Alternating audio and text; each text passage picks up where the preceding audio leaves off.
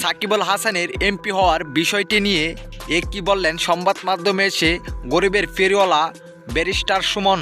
দর্শক, বিস্তারিত জানতে ভিডিওতে একটি লাইক দিয়ে না টেনে পুরো ভিডিওটি শেষ পর্যন্ত দেখুন। দর্শক, সাকিব আল হাসানের এমপি নির্বাচন নিয়ে হঠাৎ সংবাদ মাধ্যমে এসে ব্যারিস্টার সুমন বলেন, সাকিব আল হাসান মাঠে খেলায় ভালোই ছিল, কেননা তিনি রানিং খেলোয়াড়। সে খেলবে না জনগণকে সামলাবে সেটা এখন দেখার বিষয়। আসলে মাননীয় প্রধানমন্ত্রী এরকম ভুলটা করেছেন সাকিব আল হাসানকে এমপি নির্বাচনে দাঁড় করিয়ে, কেননা সাকিব আল হাসান এমপি নির্বাচনে দাঁড়িয়ে এখন বাংলাদেশের খেলায় অনেকটাই মনোযোগ হারিয়ে ফেলবেন। সাকিব আল হাসান এমপি নির্বাচনটা না করলেই ভালো হতো।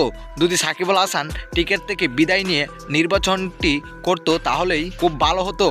তিনি আরও বলেন, সাকিব আল হাসান টিকেটের নেতা, তাকে রাজনৈতিক নেতাই একেবারেই মানায়নি।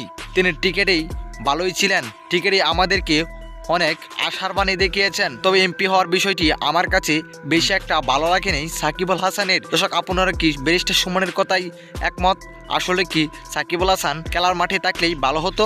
অবশ্যই আপনার মতামত আমাদের ভিডিও নিচে জানাতে ভুলবেন না। ধন্যবাদ।